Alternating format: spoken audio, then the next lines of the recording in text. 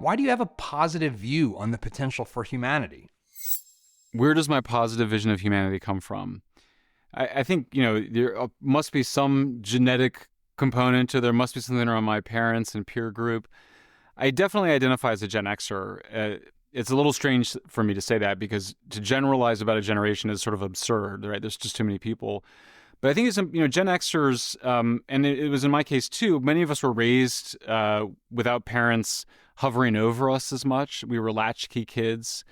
One of the other characteristics of Gen Xers is that we were ironic, and so we had a sense of humor about life, took it a little bit, maybe didn't take it quite so seriously. My dad in particular was a psychologist and very much influenced by what's known as the human potential movement, which went off in a bunch of different directions after the 60s. Some of it became a little culty. Some of it became kind of pop self-help.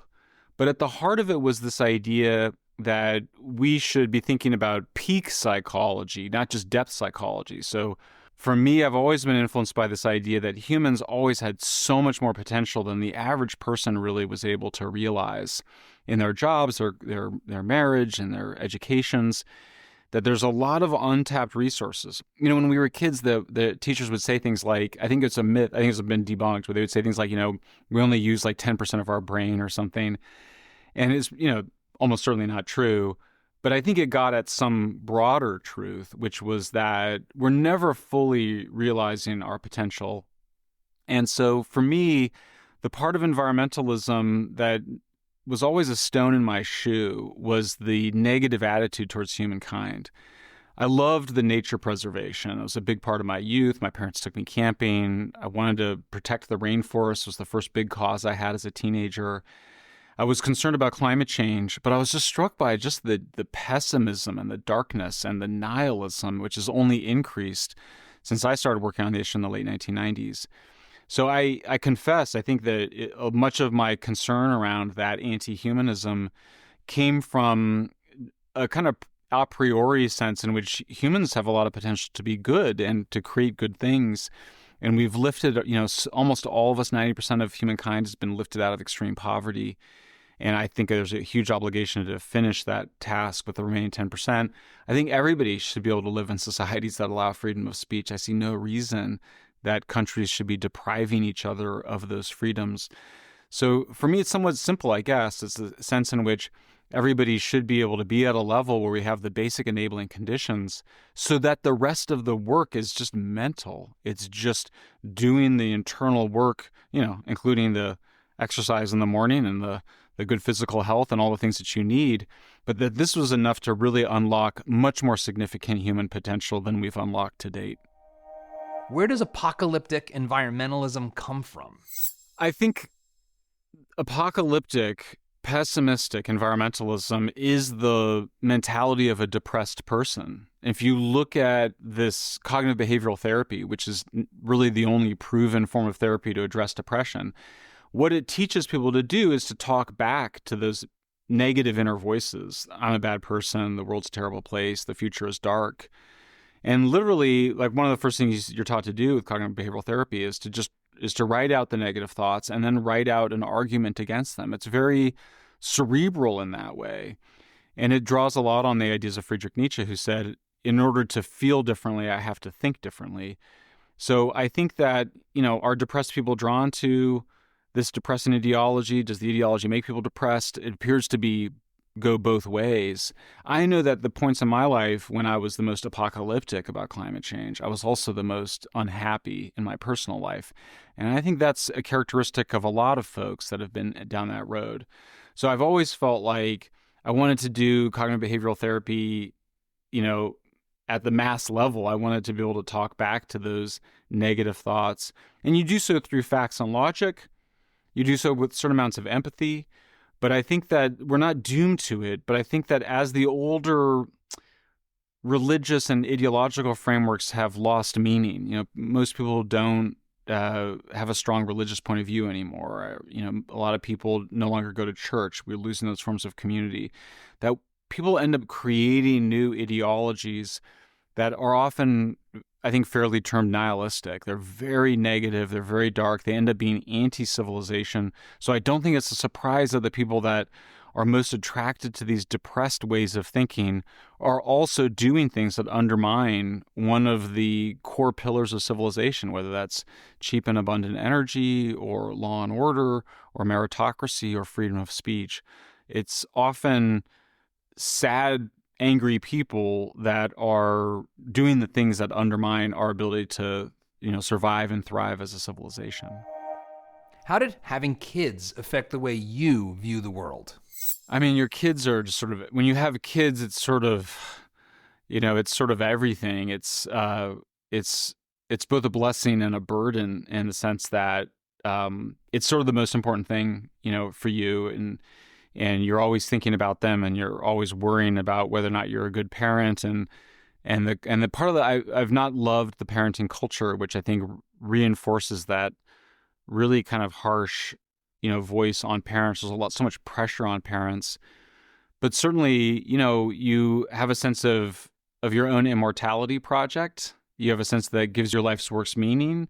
It also, I think, has for me had an impact on, hey, how do I want to behave in, hot media, like social media, where I think we all have had experiences of, letting our emotions and passions get the best of us. I always think of my kids getting older and being asked about things that I've said or done.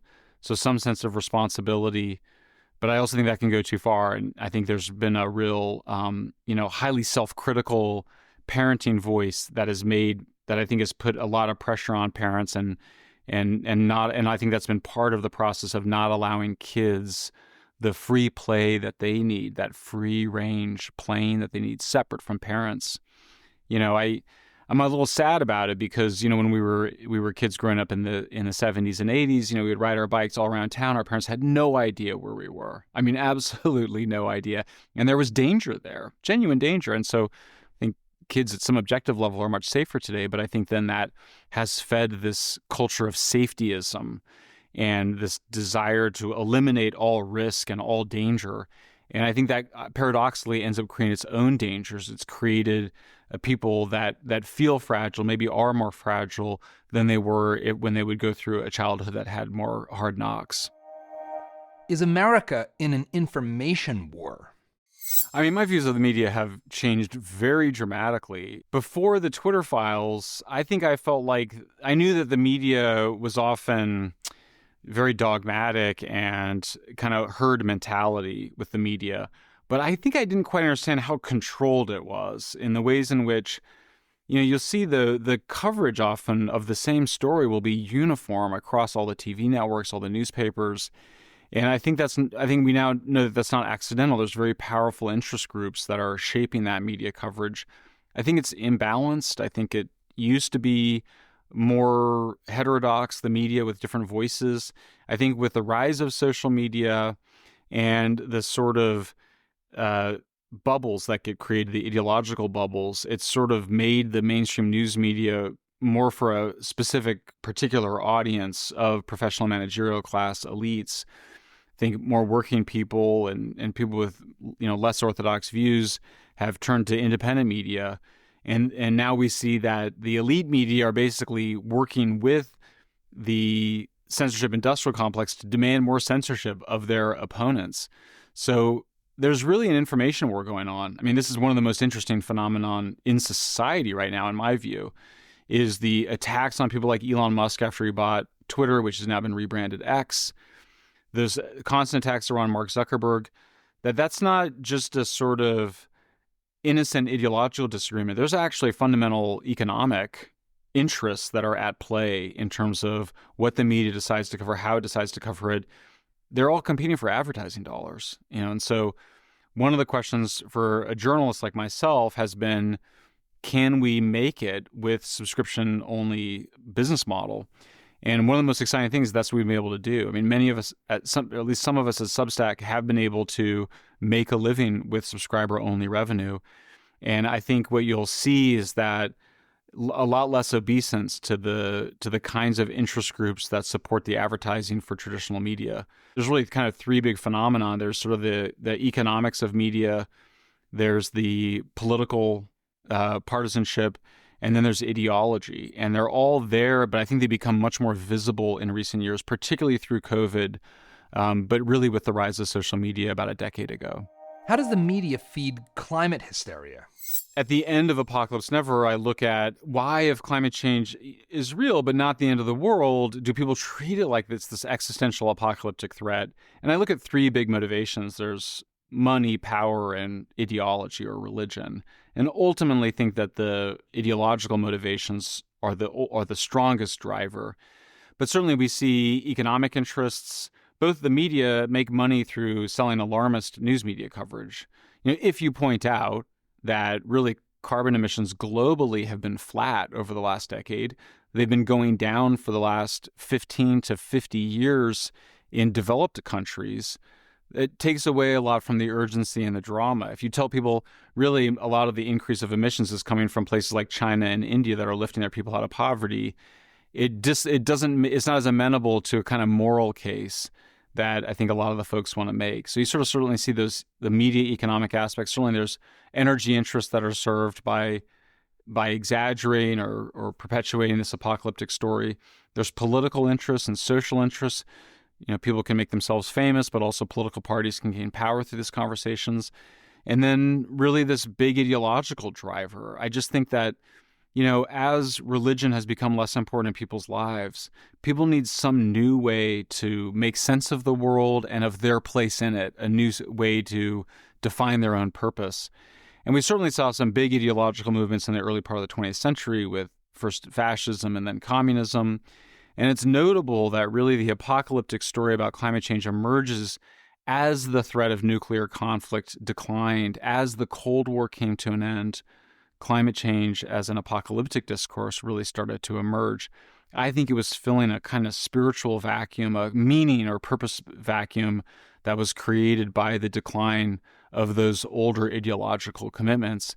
And climate change works at so many different levels. It tells you what you should be eating, what you should be doing, what kind of car you should be driving, who you should be voting for, even what kind of relationships you should be in, what you should be worried about. So it starts to provide a lot of the similar needs that religions had traditionally met.